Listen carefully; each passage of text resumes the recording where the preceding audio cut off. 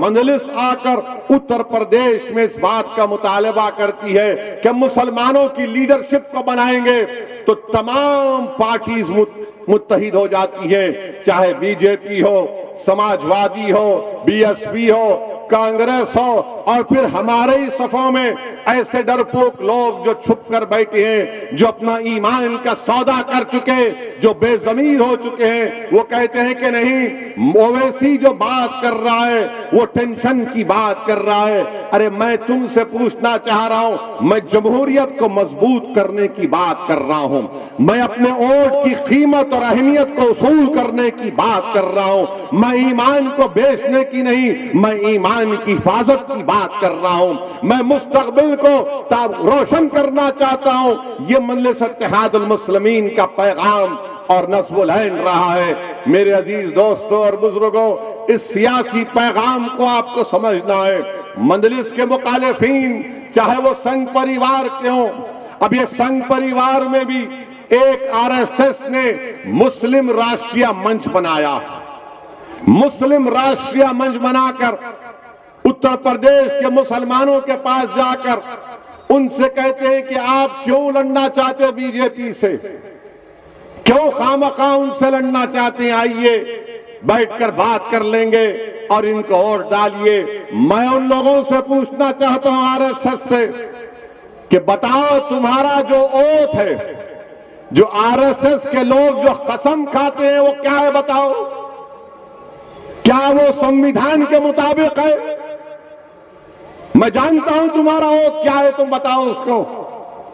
तुम इस मुल्क को एक हिंदू राष्ट्र बनाना चाहते हो, तुम इस मुल्क को एक मजहब का मुल्क बनाना चाहते हो, और आज आरएसएस के लोग जाकर इस तरह की बातें अवाम के दरमियान में करती हैं। बताओ आरएसएस वालों, क्या ये बात सच नहीं है कि गोलवालकर ने नहीं कहा था कि हमारा जो तिरंगा है वो 3 रंग का है, वो शुभ है? क्या नहीं कहा था अपनी ऑर्गेनाइजर मैगजीन में? क्या आरएसएस ने नहीं कहा था कि अंबेडकर के बना हुए संविधान को हम नहीं मानते, मनुस्मृति को मानते हैं? ये डॉक्यूमेंटेशन है। क्या गोलवालकर की किताब वी द पीपल डिफाइंड में नहीं लिखा गया कि मुसलमानों पर, ईसाइयों पर, कम्युनिस्टों पर भरोसा नहीं किया जा सकता? आज हिंदुत्व की बात कर रहे, हिंदुत्व का डेफिनेशन कहां से आया बताओ? 1980 तक कोई एक आरएसएस का लीडर का एक बयान बता दो जहां पे लफ्ज हिंदुत्व इस्तेमाल हुआ। श्यामा प्रसाद मुखर्जी से दीनदयाल उपाध्याय से लेकर 1980 के जमाने में सावरकर की हिंदुत्व की लिखी हुई किताब को लेकर हिंदुत्व की बात रखी गई। हिंदुत्व के माने क्या है जो सावरकर ने लिखे? सावरकर ने अपनी किताब में लिखा कि हिंदुत्व के माने है कि वो शख्स, और मुसलमानों के बारे में सावरकर ने क्या कहा कि मुसलमान भारत को मदरलैंड और होली लैंड नहीं मानते, इसीलिए ये इनका मुल्क नहीं है। ये हिंदुत्व के माने सावरकर ने अपनी किताब में लिखे। और ये लोग बात करते हैं कि सुप्रीम कोर्ट के चीफ जस्टिस जेएस वर्मा ने यह बात कही। जस्टिस जेएस वर्मा ने सावरकर की किताब का हवाला नहीं दिया, मैं दे रहा हूं, मैं दे रहा हूं। पूछो, इस पर इनकार कर सकते क्या तुम? मेरे अजीज दोस्तों और बुजुर्गों, ये बात हम सामने रखते हैं तो हम पर तनकीद शुरू हो जाती है, हम पर इल्जामात की बौछार शुरू हो जाती है।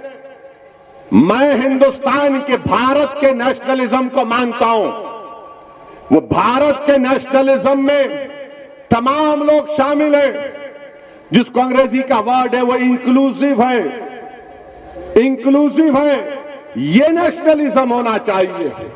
बल्कि मुझे याद आ रहा है कि मोहम्मद अली जौहर रहमतुल्लाह अलैह से जब पूछा गया बरतानिया में, अंग्रेजी में पूछा गया कि मोहम्मद अली जौहर तुम नेशनलिस्ट हो क्या, तो मोहम्मद अली जौहर ने कहा था कि मैं नेशनलिस्ट नहीं हूं, मैं सुपर नेशनलिस्ट हूं। हम मुसलमान सुपर नेशनलिस्ट हैं, मगर हम इंडियन नेशनलिज्म को मानते हैं। क्या कहा था नरेंद्र मोदी ने? हिंदू नेशनलिज्म की बात इंटरव्यू में नरेंद्र मोदी ने कही थी 2014 में। आपने नेशनलिज्म को भी तोड़ दिया। मेरे अजीज दोस्तों और बुजुर्गों, हद तो ये हो गई कि एक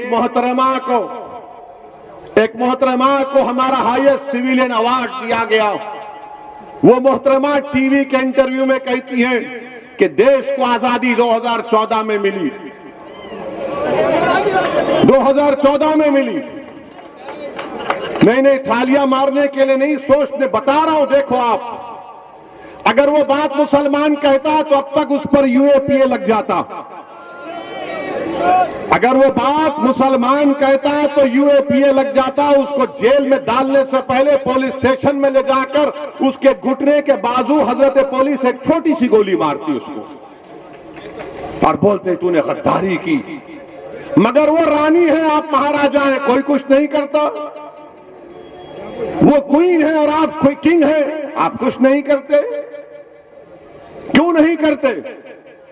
अगर हमारे मुंह से अगर गलती से भी निकल जाता, किसी ने इंडिया पाकिस्तान के मैच में कुछ लिख दिया गलती से, तो बाबा ने कहा गद्दारी का इल्जाम लगा के जेल में भिजा दिया जाएगा। बोलो बाबा।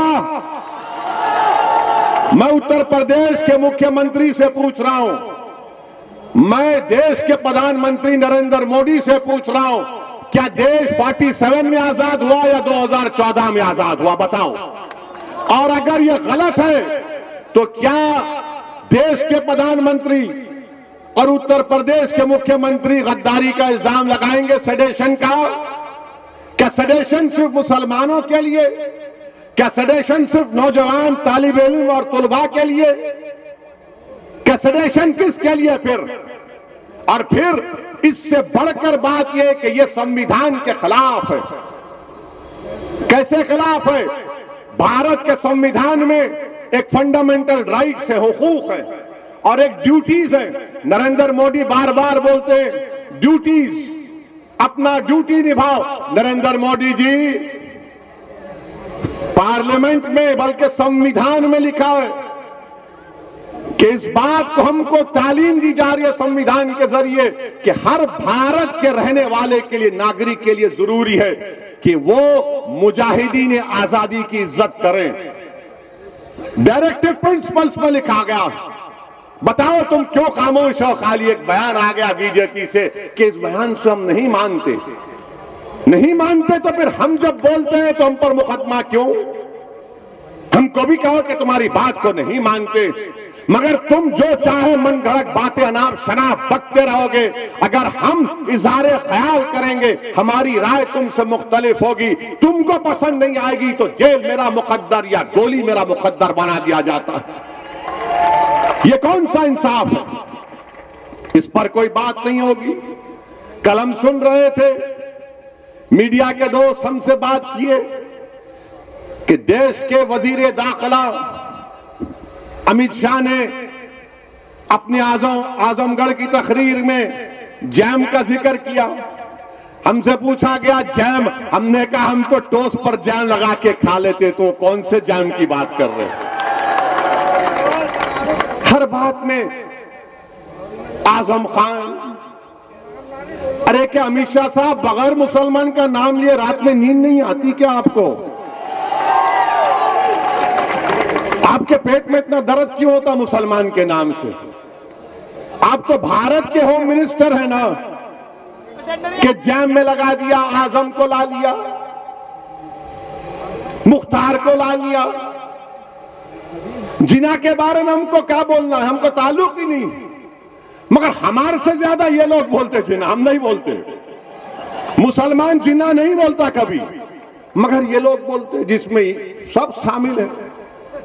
आप बताइए कि देश के होम मिनिस्टर हैं और नाम ले रहे हैं किसका?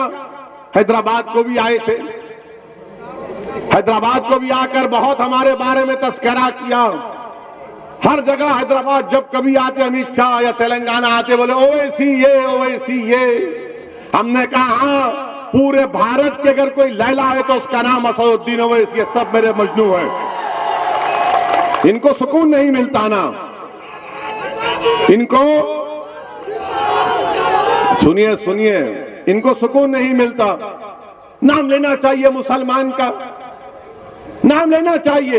अरे शिवली के नाम लेना था आजमगढ़ में, हजरत शिवली का नाम लेना था आजमगढ़ में, क्यों नहीं लिए? उन्होंने भी तो बहुत काम किया ना, तारीख बनाई इस मुल्क की, मगर इनको शिवली याद नहीं आया, इनको आजम याद आ गए, इनको कैफ आजमी याद नहीं आया, इनको मुख्तार याद आ गया। अच्छा ये बताइए होम मिनिस्टर साहब, आपने ये बताया कि ये मुसलमान क्रिमिनल है जो हम नहीं मानते आजम को क्रिमिनल, कोर्ट ने अभी कोई फैसला नहीं दिया, कोर्ट जब फैसला देगा देगा, मगर हमको ये बता दीजिए कि आपका होम मिनिस्टर, आप ही के मिनिस्ट्री में मिश्रा साहब मिनिस्टर हैं, उनका बेटा क्या जेल में फूल बेचने के लिए गया? जेल में उनका बेटा किस लिए जेल में है बताओ अमित शाह? उनका बेटा जेल में इसलिए है क्योंकि उसने 4 किसानों को अपनी गाड़ी से रौंद दिया, अपनी राइफल से गोली चलाकर उनका कत्ल किया, और आप उसको अपना मंत्री बनाकर अपने बगल में बिठाकर लखनऊ में कहते हैं कि मैंने टेलीस्कोप से दूर दूर तक देखा, कोई क्रिमिनल उत्तर प्रदेश में नजर नहीं आया। तो किसी ने, कहने वाले ने कहा अमित शाह बाजू खड़ा है, तुम सामने देख रहे हो बाजू खड़ा है।